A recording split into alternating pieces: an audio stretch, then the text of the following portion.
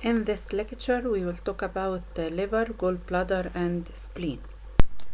The liver is the largest visceral organ.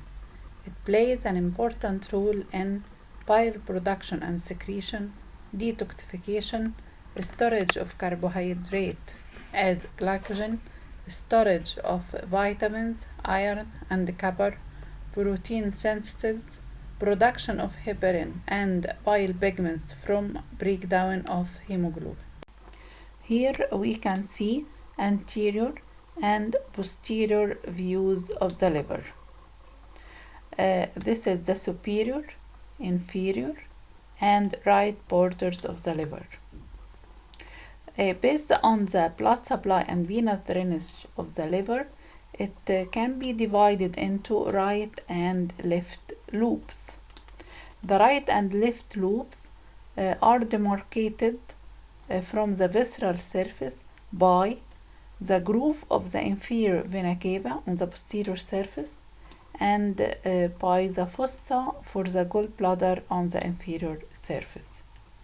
Here we can see a demarcated H-shaped fissure formed by the fissure for ligamentum venosum in line with the fissure for ligamentum teres and groove for the inferior vena cava and fossa for the gallbladder. In the middle of this H-shaped fissure is a transverse depression which is called the porta hepatis. The porta hepatis separates the caudate loop from the quadrate loop. It contains hepatic ducts, hepatic artery, and branches of the portal vein. Also, it contains hepatic nerves and hepatic lymphatics. The liver is divided into small hepatic lobule.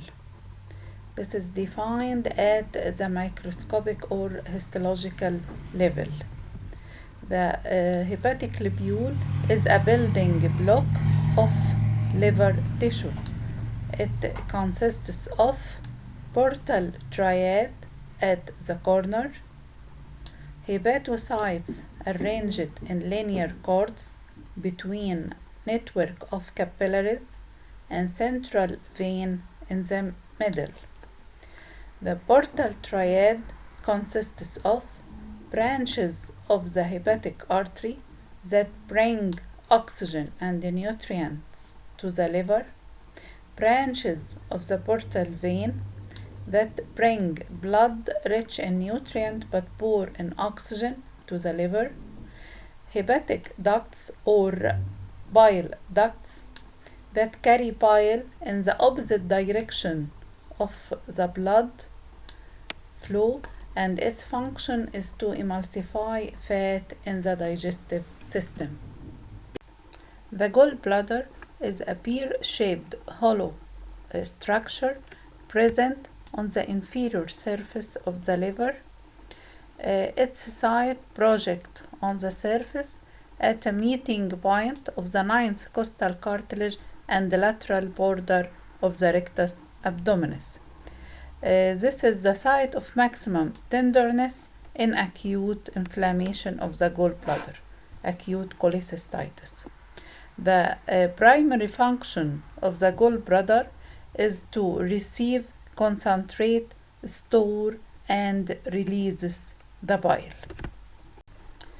The duct system for the passage of bile extends from the liver, connects with the gallbladder, and empties into the descending part of the duodenum. In details, the duct system begins from inside the liver parenchyma, forming right and left hepatic ducts from the right and left hepatic loops. Then the right and left hepatic ducts combine together to form the main hepatic duct, which joins the cystic duct of the gallbladder to form the common bile duct. The common bile duct descends posterior to the duodenum, join the main pancreatic duct to open along the posteromedial aspect of the duodenum at the major duodenal papilla.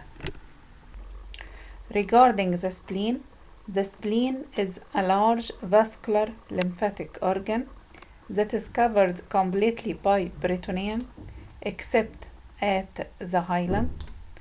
This is a side view of the abdominal cavity showing the location of the spleen at the left hypochondriac region. It is covered by the diaphragm that separates it from the 9th, 10th, and 11th ribs. This figure is a coronal section showing the support of the spleen through two main ligaments. The splenogastric ligament connects the spleen to the stomach, and the splenorenal ligament that connects the spleen to the kidney. The spleen is supplied by splenic artery and drained by splenic vein. The spleen is composed of white pulp, this is the white pulp, and red pulp. The white pulp consists mainly of lymphatic tissue around central arteries, and it is a primary site of immune and phagocytic action. The red pulp consists of venous sinusoids, and this is the venous sinusoids, and splenic cords, and it is primary site of filtration.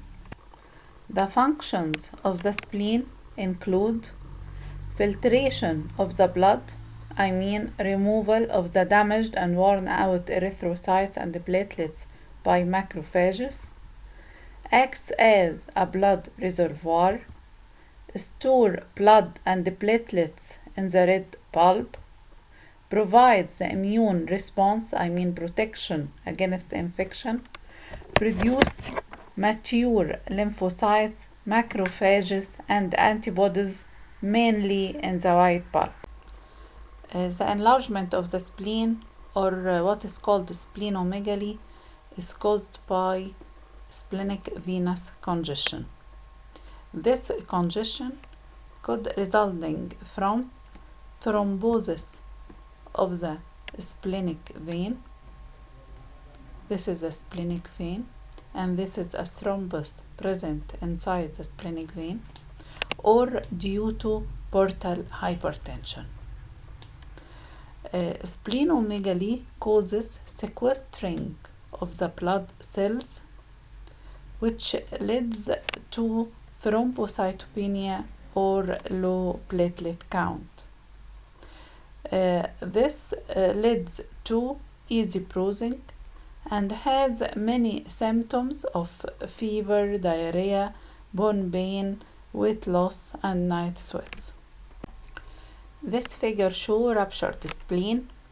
Rupture of the spleen occurs frequently by fractured ribs or severe blows to the left hypochondrium and causes profuse bleeding. The ruptured spleen is difficult to repair, and so a splenectomy is performed to prevent the person from bleeding to death.